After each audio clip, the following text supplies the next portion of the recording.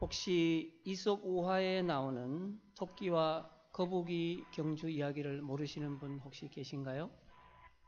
다 알고 계시죠? 누가 이겼습니까? 거북이가 이겼습니다. 왜 거북이가 이겼을까요? 거북이가 왜 이겼을까요? 네? 열심히 해서요? 거북이가 정말로 열심히 걷는다고 토끼를 이길 수 있을까요?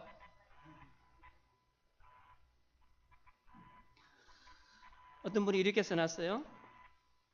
토끼와 거북이가 경주를 하기 전에 바라본 곳이 달랐다라는 겁니다. 거북이는 토끼가 경주하자고 했을 때 무엇을 봤습니까? 산꼭대기에 있는 목표 지점만 봤습니다. 근데 토끼는요, 거북이를 봤습니다. 네가 네 발로 아무리 해봐야 나를 절대로 이길 수 없다. 거북이는요, 토끼가 어떤 뛰을 뛰든 어떤 모습을 하든 상관없이 그 목표점만 보고 출발, 도착할 때까지 그것만 바라보고 갔습니다. 토끼는요, 한참 뛰어가다 보니까 출발했는데 아직 뒤에 있어요. 자꾸 뒤돌아보면 토끼를 봅니다. 그래서 가다 잠을 잤습니다. 푹 자고 일어나니까 거북이가 없습니다. 그때서 목표 지점을 보니까 거북이는 벌써 거기에 가 있었던 것입니다. 여러분, 우리가 사울 왕과 다윗 왕의 이야기를 보면 사울은 다윗을 계속해서 주목하고 있습니다. 그런데 다윗은요, 사울을 주목하는 것이 아니라 하나님만을 주목하고 있습니다. 하나님만 바라보고 있습니다. 사울이 처음에는 하나님을 바라봤습니다. 그런데 다윗이 등장하고 들리는 소문에 사울이 죽인 자는 천천히요, 다윗이 죽인 자는 만만히요. 사람들의 마음이 자꾸 다윗에게 쏠리는 것 같습니다. 그러니까 사울조차도 하나님만을 바라봐야 하는데 다윗을 자꾸 바라보게 됩니다. 그러니까 그 마음속에 질투심이 일고 자꾸 나쁜 마음이 들게 되는 것입니다. 다윗은 사울을 죽이려는 마음이 죽일 수 있는 기회가 여러 번 왔습니다. 그럼에도 불구하고 그는 사울을 바라본 것이 아니라 여호와 하나님만을 바라봤기 때문에 그를 살려서 돌려보냈습니다. 여러분, 사람과 짐승 둘 다 눈을 가지고 있습니다. 그런데요, 짐승에게 없는 사람에게는 한 가지가 더 있다고 합니다. 눈동자에 윗근육이 하나씩 더 있어서 사람은 위를 볼 수 있다고 합니다. 바로 하나님만을 바라보고 살라고 위를 자꾸 보라고 합니다. 여러분, 아래를 보면 뭐가 생깁니까? 아래를 보면 가끔가다 떨어진 동전이 보입니다. 그런데 위를 보면 뭐가 보입니까? 하늘이 보입니다. 땅을 봤을 때 어떻습니까? 깨끗하고 좋은 것만 보입니까? 지저분하고 나쁜 것이 많이 보입니까? 지저분하고 나쁜 것이 많이 보입니다. 그런데 하늘을 보면요, 우리의 마음조차도 깨끗해질 수 있습니다. 하나님을 향하여 우리가 눈을 들 때 우리의 마음이 온전하게 하나님만을 향할 수 있습니다. 오늘 사무엘상 21장은 다윗이 사울을 피해서 도망하면서 생기는 일과 블레셋 족속에게로 망명한 사실을 끝까지 이렇게 기록되어 있습니다. 오늘 읽은 본문은 사울을 피해서 도망한 다윗이 노베 제사장 아히멜렉을 찾아가고 아히멜렉으로부터 거룩한 떡, 진설병을 받아서 먹는 사건을 기록하고 있습니다. 아히멜렉은 음식을 구하는 다윗에게 여자를 가까이 하지만 않았다면, 너희들이 성결하다면 이 거룩한 떡, 진설병을 주겠다 하고 주었습니다. 그리고 그것을 먹게 했습니다. 여러분, 이것은 엄밀히 따지면, 엄밀히 말하면 율법의 규정을 어긴 것입니다. 그럼에도 불구하고 하나님은 이 진설병, 거룩한 떡을 준 아히멜렉도, 또한 그것을 받아먹은 다윗과 그의 일행도 벌하지 않고 진노하지도 않으셨습니다. 이것은 하나님께서 율법을 인간에게 주신 이 율법이 바로 인간을 억압하고 그들을 억누르기 위한 것이 아니라 인간에 대한 사랑과 긍휼이 담겨있는 율법이기 때문에 그렇습니다. 우리는 종종 살아가면서 사랑과 규칙 사이에서 헤맬 때가 있습니다. 우리가 가다 보면 길이 막힐 때도 있습니다. 산꼭대기를 넘어가야 할 때도 있습니다. 그럴 때 어떡합니까? 우리는 앞길이 막막할수록 하나님을 찾아야 합니다. 1절에 보면 다윗이 노베에 가서 제사장 아히멜렉에게 이르니라고 기록합니다. 다윗은 자기를 죽이려는 사울 왕의 손을 피해서 언제 돌아올지 모르는 도망자의 길을 떠납니다. 여러분 도망 한번 가보셨습니까? 안 가보셨죠? 도망을 가는 사람들이 어떻게 갑니까? 천천히 좌우를 살피면서 돌아갑니까? 아니죠. 앞만 보고 달려갑니다. 외롭고 무서운 시기이며 어디로 가야 할지 모르는 앞이 막막한 상황입니다. 제가 한 12년 정도 전에요. 중국에 교회하고 협력하는 교회에 건축 기공 예배를 드린다고 해서 지금 저 뒤에 있는 카메라 저 큰 거를 산발을 세우고 크게 촬영을 하기 위해서 중국을 교회 장로님 2분과 함께 갔습니다.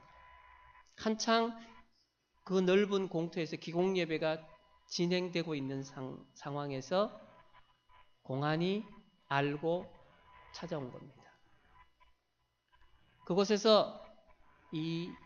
그곳에 있는 현지 목사님이 저희들에게 하기를 복장은 절대로 정장을 입어서는 안 됩니다. 근데 여기도 장로님 계시지만요. 그래도 기공예배고 우리가 교회가 협력해서 중국에 교회를 짓는 것인데 어떻게 잠바를 입고 갈 수 있냐. 마이를 입고 갑니다. 안에 흰 와이셔츠를 입고 갔습니다. 수백 명이 모인 그 중국인 가운데서 누가 봐도 얼굴도 하얗고 머리도 이만큼까지 올라가셨어요. 하얗습니다. 그러다가 하얀 와이셔츠에 자켓을 입었습니다. 표가 나겠습니까? 안 나겠습니까? 조선족을 대동한 공안이 바로 그 장로님 앞에까지 가서 바로 한국말로 얘기를 합니다. 당신 한국에서 오셨죠? 그분이 잡히셨습니다. 그 목사님 사모님이 다른 분을 통해서 저한테 연락이 왔어요. 그땐 제가 집사였습니다. 집사님. 뒤도 돌아보지 마시고 저 앞에 가는 저 우리 교인 보이죠?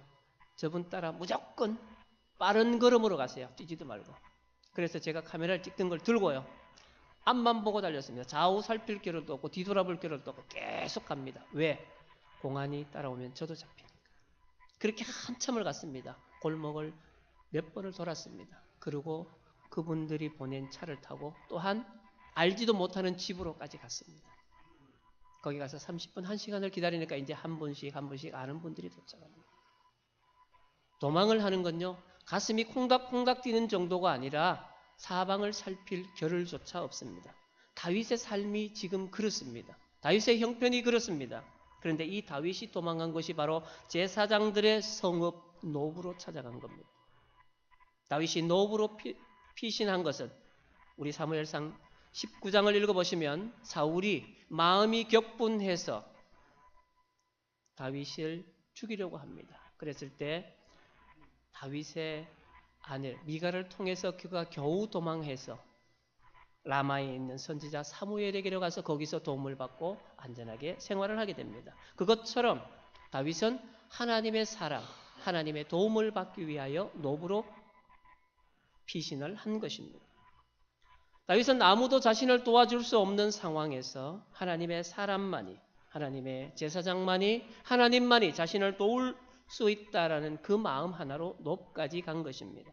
앞길이 막막했던 다윗은 그 선지자를 통해서 제사장을 통해서 하나님의 뜻을 묻고 도움을 청하고자 하나님 앞으로 나아간 것입니다. 여러분 믿음이 신실한 자는 어렵고 힘든 일이 생길 때 앞이 보이지 않아 깜깜하고 답답할 때 하나님을 찾아갑니다. 그러나 그 믿음이 그만큼 되지 못하는 사람, 그런 분들은 어려움에 처했을 때 인간적인 방법을 동원합니다. 그리고 그 상황을 원망하고 불평하고 좌절하게 됩니다. 믿음의 사람들은 어려우면 어려울수록 더 하나님을 찾게 됩니다. 여러분들은 어떤 분이십니까? 어려우면 어려울수록 하나님을 찾습니까? 어려우면 어려울수록 불평불만하고 사람을 찾습니까? 유명한 영국의 기독교 사상가 C.S. 루이스라는 분이 이렇게 말했습니다. 마귀는 하나님의 백성이 주님 어찌하여 이런 일을 내게 허락하셨나이까? 라고 하소연하고 원망하며 괴로워하면서도 여전히 하나님을 신뢰하고 하나님 앞에 나아가서 기도할 때 가장 두려워한다라고 말했습니다. 우리가 현재 처한 상황이 아니라 우리가 그것을 불평불만하지만 사람에게 가는 것이 아니라 하나님 앞에 갈 때 마귀는 더 이상 우리를 건드릴 수 없다라는 이야기입니다. 우리는 인생을 살아가면서 우리가 도저히 이해할 수 없는 도대체 하나님 나에게 왜 이러십니까? 라는 상황에 부딪힐 때가 있습니다. 정말로 답답하고 막막해서 무엇보다도 하나님이 왜 나를 이런 상황에 처하게 하셨는가 알 수 없어 괴로울 때도 있습니다. 그러나 이 모든 아픔이나 마음속에 일어나는 의심 가운데서도 좌절하거나 하나님을 원망하지 않고 하나님 앞에 나아가 모든 것을 아뢰고 하나님의 뜻을 물을 때 마귀는 두려워하고 반면에 하나님은 기뻐하신다고 합니다. 여러분, 우리의 믿음이 언제 자라는지 아십니까? 저의 경우를 보면요, 모태신앙으로 자랐습니다. 평생 믿음이 자라는 것 같지 않습니다. 그러나 시련이 오고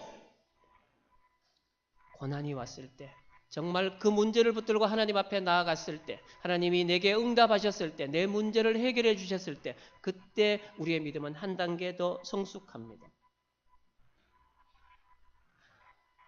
배를 운전하는 항해사, 비행기를 운전하는 기장, 언제 그들의 실력이 늘겠습니까? 조수로 있을 때가 아니라 바다에 배가 떴습니다. 폭풍우가 치고 파도가 칠 때 그 험난한 과정들을 헤쳐나갈 때 그들의 실력이 자랄 수 있습니다. 우리의 믿음 또한 그렇게 자랄 수 있습니다. 내 삶을 살아가는데 너무 아무 문제 없이 형통합니다. 평탄합니다. 이것이 자랑이 아니라 우리가 삶이 힘들고 어렵고 고난이 닥쳐오고 시련이 왔을 때 그것을 내가 능히 극복하고 이겨낼 수 있는 그 상황이 우리가 감사한 상황입니다. 여러분, 지금 혹시 앞길이 막막하신 분 계십니까? 좌우를 둘러봐도 빛이 보이지 않는 분 계십니까? 조용히 눈을 감으시고 하나님을 찾으시기 바랍니다. 사방이 캄캄해서 아무것도 없는, 돌파구도 없는 것 같은데 조용하게 하나님을 찾으시면 빛이 보이실 겁니다. 여러분들이 그 터널을 통과할 수 있는, 그 터널을 벗어날 수 있는 빛이 보이실 것입니다. 지금 그 상황 가운데 여러분들이 있다면 여러분들의 믿음이 자라기 가장 좋은 시기입니다. 그 시간을 놓치지 마시고 하나님을 붙잡으셔서 여러분들의 믿음이 한순간 더, 한 단계 더 성숙할 수 있는 귀한 시간이 되시기를 소망합니다. 우리 살아가다 보면 우리는 우리 마음 가운데 두려움이 들 때가 참 많습니다. 왜 두려움이 들겠습니까? 나 혼자라는 생각 때문에 두렵습니다. 하나님을 온전하게 신뢰하지 못하기 때문에 두렵습니다. 요셉은 자기가 팔려가는 상황 가운데서도, 그 힘들고 어려운 상황을 계속하는 가운데서도 그가 두렵지 않았던 것, 하나님이 항상 나와 함께 하신다는 그 믿음 때문이었습니다. 오늘 1절 하반절을 보면 어찌하여 내가 홀로 있고 함께 하는 자가 아무도 없느냐라고 아히멜렉이 묻습니다. 아히멜렉은 다윗이 갑자기 찾아온 것도 놀라운데 더군다나 사울 왕의 사위인 그 장군이 혼자 왔다는 것에 대해서 더 놀랐습니다. 여러분, 통상적인 상황이라면 다윗은 부하들을 이끌고 개선 장군처럼 방문해야 합니다. 그런데 혼자 도망자처럼 그렇게 왔습니다. 자기를 그렇게 좋아해주는 요나단도 없었고 자기들과 함께하던 무리도 없습니다. 그때 오늘 2절 말씀을 보시면 자신은 사울 왕으로부터 특별하고도 은밀한 임무를 띠고 왔기 때문이라고 다윗은 대답합니다. 여러분, 다윗이 사울로부터 쫓기는 상황이라는 것이 알려지면 신변의 위협이 생길 수 있기 때문에 그 위기감에서 거짓말을 하게 됩니다. 여러분, 성도들 안에 있는 두려움, 우리들 안에 있는 두려움은 하나님을 온전하게 신뢰하지 못하는 데서 비롯됩니다. 하나님을 온전하게 신뢰한다면, 하나님이 내 등 뒤에서 나를 지켜주신다는 그 신뢰감이 있다면 두려워할 필요가 없습니다. 다윗은 들에서 양을 칠 때에 사자가 달려오거나 곰이 달려오거나 맹수가 달려와도 전혀 두려워하지 않고 맞서서 싸워서 이겼습니다. 골리앗 앞에 나갈 때도 그렇게 나가서 이겼습니다. 그것은 하나님이 나와 함께 하신다는 그 믿음 때문이었습니다. 그러나 지금은 그 믿음이 연약해졌습니다. 여러분, 우리의 마음속에 두려움이 왜 들어옵니까? 우리의 믿음이 약해져서 그렇습니다. 마음에 두려움이 있다면 아직도 내가 하나님을 온전하게 신뢰하지 못한다라는 증거입니다. 오늘 2절과 8절을 보면 다윗은 거짓말로 아히멜렉의 도움을 유도해냅니다. 그런데 우리가 한번 생각해 볼 것, 다윗이 정말 어려운 처지에 놓여 있기는 하지만 꼭 거짓말을 해야 했을까? 다윗과 같은 믿음의 사람이 어떻게 저렇게 전락할 수 있을까?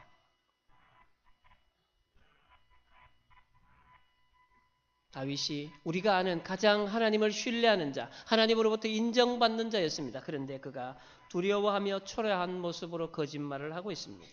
이것은 우리 가운데 있는 죄성을 나타낼 뿐 아니라 또한 우리가 연약한 한 존재, 인간이라는 것을 드러내는 것입니다. 여러분, 우리가 자랑할 것이 무엇이 있습니까? 여러분 지금 구원받아서 이 자리에 계신 것이 여러분들의 공로, 여러분들의 능력이라고 생각하시는 분 계십니까? 하나님이 불러주셨잖아요. 하나님을 우리들을 의롭다고 칭해 주셨잖아요. 하나님께서 우리를 자녀 삼아 주셨잖아요. 그것이 우리가 여기에 있는 목적입니다. 우리가 한 것은 아무것도 없습니다. 그래서 성경은 지혜로운 자는 그 지혜를 자랑하지 말라. 용사는 그 용맹함을 자랑하지 말라. 부자는 그 부함을 자랑하지 말라고 합니다. 그러면서 성경은 무엇을 자랑하라고 말합니까? 바로 여호와를 아는 것을 자랑하라고 말합니다. 예수 그리스도를 아는 것으로 자랑하라고 말합니다. 왜 그렇습니까? 바로 예수님이 인간의 연약함을 고치셔서 강함으로 바꾸시는 분이며 우리를 위해서 십자가에 죽으신 분이기 때문에 다른 것을 자랑하지 말고 예수 그리스도를 자랑하라고 말합니다. 내 삶 가운데, 내 인생 가운데 예수님이 어떤 분이신가를 자랑하라고 얘기하고 있습니다. 우리는 전부 하나님의 자녀들이면서 하나님의 은혜 받기를 사모합니다. 항상 은혜 받으십시오라고 하면 전부 다 아멘을 참 많이 하세요. 왜? 은혜를 정말 받고 싶다는 간절한 마음이 있기 때문에 그렇습니다. 그러면 그 하나님의 선물인 은혜는 어떤 자가 받을 수 있냐? 그릇을 준비한 자입니다. 그 그릇이라는 것은 바로 깨끗한 그릇, 하나님의 은혜를 받을 수 있는 깨끗한 그릇을 준비한 자입니다. 오늘 3절에 보면 당신의 수중에 무엇이 있나이까? 이렇게 다윗이 아히멜렉에게 묻습니다. 떡을 좀 달라는 것입니다. 다윗이 말하는 이 떡, 거룩한 떡, 진설병이 아니라 거기서 그냥 일반적으로 당신 식구들이 먹을 수 있는 것들, 우리도 먹을 수 있는 그 떡을 좀 달라고 하는 겁니다. 굶어서 우리가 힘이 들어서 너무 배가 고파서 그 먹을 것이 필요합니다. 그런데요, 4절에 보면 아히멜렉이 거룩한 떡을 다윗 일행에게 주겠다 이렇게 선언합니다. 레위인의 규정을 보면 하나님 앞에 드려진 진설병은 제사장 외에는 아무도 먹을 수가 없습니다. 그런데도 제사장 아히멜렉은 레위 법전보다 상위에 있다고 생각한 사랑의 법칙에 따라서 사람의 생명을 살리는 그 사랑의 법칙에 따라서 당장 먹지 않으면 죽을 수밖에 없는 이들에게 그 진설병을 제공하기로 한 것입니다. 여러분, 그런데 이 아히멜렉이 다윗에게 한 가지 조건을 달았습니다. 다윗 일행이 너와 함께한 소년들이 부녀를 여자를 가까이 하지 않아서 성결해야 한다. 진설병은 하나님의 은혜입니다. 그렇다면 그 은혜를 받을 수 있는 너희들이 성결해야 된다. 깨끗해야 된다. 이것을 말하고 있습니다. 성결하지 못하면 하나님으로부터 내려오는 그 어떤 것도 받을 수 없다라는 것입니다. 여러분, 이스라엘 백성들을 우리가 거룩한 자, 거룩한 백성이라고 말합니다. 그들이 거룩하기 위해서 뭘 했습니까? 우리가 읽어보는 성경 말씀 가운데 그들의 거룩한 모습을 발견할 수 있습니까? 없습니다. 그런데 하나님은 그들을 거룩하다고 합니다. 왜요? 하나님께서 그들을 불러내셨기 때문에, 하나님께서 선택하셨기 때문에 그렇습니다. 하나님께서 성전이나 성막을 거룩하다고 하십니다. 왜요? 그것을 구별하셨기 때문에. 일반적인 텐트입니다. 일반적인 건물입니다. 그러나 하나님께서 구별하셨기 때문에 거룩한 것이 되었습니다. 여러분, 이 성전이 거룩합니까? 우리가 거룩하다고 말합니다. 왜 거룩합니까? 교회 건물로 지었기 때문에 거룩한 것이 아니라 하나님께서 이 건물을 하나님을 예배하는 자, 하나님께서 거하실 장소로 구별하셨다는 것 때문에 거룩합니다. 제가 설교하고 있는 이 단상이 여기에 있으면 강단입니다. 하나님의 말씀을 선포하는 하나님께서 구별하신 거룩한 강단이 되는 겁니다. 그러나 이것이 세상 사람들이 하는 강의를 하는 세미나를 하는 곳에 가 있으면 어떻습니까? 그냥 테이블, 탁자에 불과합니다. 여러분, 거룩한 떡이라고 하는 이 신설병, 하나님께서 거룩하게 구별하셨기 때문에 거룩한 떡이 된 것입니다. 그 거룩한 떡을 하나님께서는 제사장을 통해서 율법보다도 더 큰 사랑을 실천하시기 위해서 다윗 일행에게 주게 한 것입니다. 그 거룩한 떡은 레위기 24장에 의하면 안식일마다 이스라엘 12지파를 상징하는 그 12개의 떡을 여호와 앞에 진설을 하게 되어 있습니다. 그리고 한 주간 동안 거기 뒀다가 새로운 떡을 올릴 때 그것을 물려냅니다. 그 물려낸 떡을 제사장들이 먹게 되어 있습니다. 이것을 거룩한 제사장들이 거룩하게 먹는 것입니다. 그런데 이것을 지금 다윗 일행에게 준 것입니다. 우리가 하나님의 은혜를 받으려면 내가 먼저 거룩해져야 합니다. 성결해져야 합니다. 우리가 많이 은혜 받기를 원하면서 우리는 준비하지 않습니다. 내 그릇을 준비하지 않습니다. 그러면서 어떻게 해요? 은혜 받기를 사모합니다. 우리가 거룩하게 우리 자신을 구별하고 거룩한 성결한 그릇을 준비한다면 하나님의 은혜는 여러분들에게 무한하게 쏟아질 것입니다. 하나님은 은혜 받을 준비가 되어 있는 자에게만 은혜를 베풉니다. 교회 다닌 지 얼마나 오래되었거나 그것이 중요한 것이 아니라 내가 말씀을 받을, 은혜를 받을 준비가 되어 있느냐에 따라서 하나님의 은혜는 그 준비된 만큼 임하는 것입니다. 하나님의 은혜는 고귀하고 순결합니다. 그렇기 때문에 결코 더러운 그릇에 담기는 법이 없습니다. 성결하고 깨끗한 그릇에만 담길 수 있습니다. 하나님의 은혜를 사모하고 그 은혜를 갈망한다면 우리는 먼저 다시 자신을 돌아보고 내 자신을 정결하게, 성결하게 해야 합니다. 우리는 회개라는 이 과정을 통해서 우리 안에 있는 죄를 제거하고 삶 속에서 성결하고 경건한 삶을 살아야 할 것입니다. 그래야만이 하나님이 주시는 은혜를 더 많이 받아서 누릴 수가 있습니다. 우리가 성결을 유지하려면 알아야 합니다. 도대체 어떻게 하면 성결하는 건가? 어떻게 하면 하나님으로부터 은혜를 받을 것인가? 바로 하나님을 아는 것, 하나님의 마음을 아는 것이 중요합니다. 6절을 보면 제사장이 거룩한 떡을 주었다라고 기록합니다. 아히멜렉은 제사장 외에는 먹어서는 안 된 이 금지된 떡을 다윗과 그의 동행한 사람들에게 주어서 율법을 어겨서 하나님으로부터 징계를 받는 것이 마땅하지만 하나님은 아히멜렉을 징계하지 않으셨습니다. 그 어디에도 그런 기록이 없습니다. 다윗이 어떤 인물을 가졌는지 그것이 중요한 것이 아니라 이 아히멜렉이 다윗에게 진설병을 준 것은 사랑을 실천한 것입니다. 바로 율법을 온전하게 이해한 자다. 이렇게 말씀드릴 수가 있습니다. 제사장 아히멜렉이 하나님의 마음에 관심이 없는 자였다면 기록된 율법, 인간에게 구전으로 내려온 그 율법에만 충실했다면 그는 율법주의자가 되었을 것입니다. 굶주린 자에게 먹을 것을 주는 것이 바로 하나님의 뜻에 합당한 것임을 그가 알았기 때문에 다윗에게 그 진설병, 거룩한 떡조차도 줄 수 있었습니다. 그는 하나님께서 긍휼히 여기시는 분이심을 아는 자였습니다. 그것을 이해하는 자였습니다. 그렇기 때문에 그 마음속에도 사람의 긍휼히 여기는 마음, 사랑하는 마음을 가지고 있었습니다. 하나님의 말씀을 가장 잘 지키는 자, 어떤 자입니까? 사랑을 실천하는 자입니다. 우리가 말로만 하는 것이 아니라 사랑을 실천하는 자가 하나님을 사랑하는 자, 하나님의 마음을 가장 잘 아는 자입니다. 누가복음 10장에는 선한 사마리아인의 비유가 나옵니다.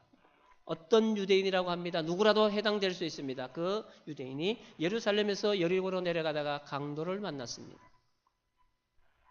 강도를 만났는데요. 다 가진 거 다 뺏기고 죽을도록 맞고 거의 죽을 직전까지 가 있습니다.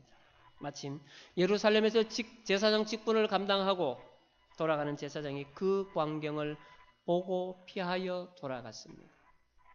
레위인 역시 제사장과 같이 보고 피하여 갔습니다.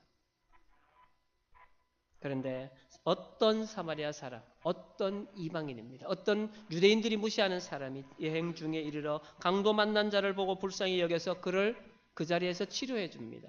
자기가 할 수 있는 한 치료합니다. 그의 생명을 구해줍니다. 그리고 여관으로 데리고 가서 그 다음날 아침까지 지극히 간호합니다. 그래서 그 유대인은 목숨이 부지되었습니다. 어느 정도 회복도 되어가는 것 같습니다. 그 다음날 이 사마리아인은 자기의 일정이 있어서 떠나게 됩니다. 그런데 여관 주인에게 2데나리온을 주며 부탁을 합니다. 1데나리온이 한 사람의 일당이라면 이틀 동안 이 사람을 돌봐달라는 겁니다. 내가 일당을 줄 테니까 자신이 여관을 하든 뭘 하든 이 사람을 전담해서 케어해달라는 겁니다.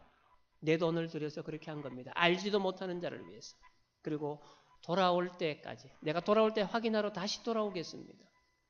그리고 돈이 더 들어갔다면 내가 그 목까지 다시 당신에게 주겠습니다. 제사장과 레위인 누가 봐도 사랑을 실천해야 합니다. 하나님의 율법에 대해서 너무나 잘 아는 자입니다. 그러나 그들에게는 문자주의적입니다. 그 문자로 된 구전으로 전해놓은 그 하나님의 율법이 그들에겐 더 강한 것이었습니다. 그러나 사마리아인에게는 당장 눈앞에 죽어가는 그 사람을 사랑하는 마음, 긍휼히 여기는 마음이 더 강했기 때문에 그에게 가서 그를 돌아보고 그에게 필요한 것이 무엇인지를 살피고 그에게 제공한 것입니다. 상대방의 필요를 채워줬습니다. 강도 만난 자의 가장 필요한 것이 무엇입니까? 누군가로부터 도움을 받는 것. 상처를 소독하는 것, 또한 안전하게 먹을 것과 자기가 보호를 받을 수 있는 곳으로 이동하는 것입니다.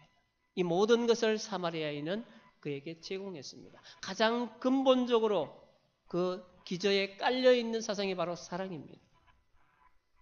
이 말씀 이전에 무엇이 기록되어 있습니까? 예수님께서 첫 번째 되는 계명, 두 번째 되는 계명이 무엇입니까? 라는 질문에 대답하시면서 이 말씀을 하셨습니다. 그러면서 이 비유가 다 끝나고 예수님께서 뭐라고 말씀하셨습니까? 가서 너도 이와 같이 하라. 우리가 아무리 하나님의 말씀에 열심을 가지고 그것을 실천하고자 해도 마음에 하나님의 성품, 곧 긍휼과 사랑이 없다면 우리는 완고한 율법주의자가 되고 말 것입니다. 문자주의자가 되고 말 것입니다. 하나님의 말씀을 가지고 하나님의 뜻을 정면으로 어기는 결과를 가지게 됩니다. 하나님의 말씀이 우리 속에 들어와서 그것이 승화되어야만 하나님의 사랑이 나갈 수 있습니다.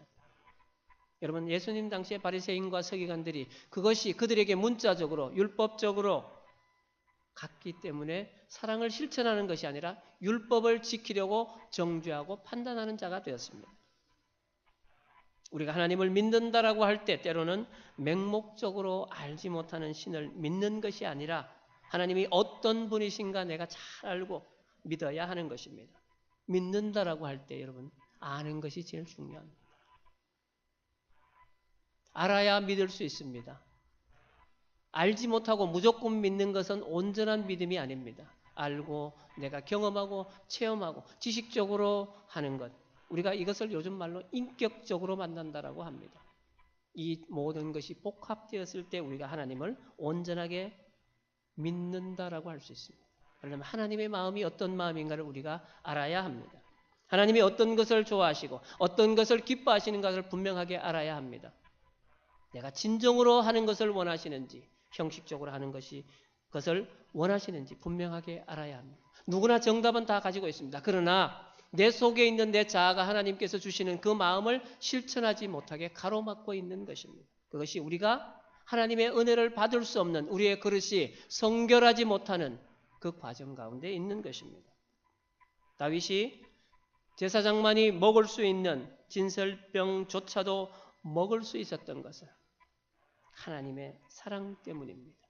그 사랑을 깨닫고 그에게 진설병을 준 아히멜렉 때문입니다. 다윗 또한 그 그릇이 그것을 받을 만큼 성결했기 때문입니다.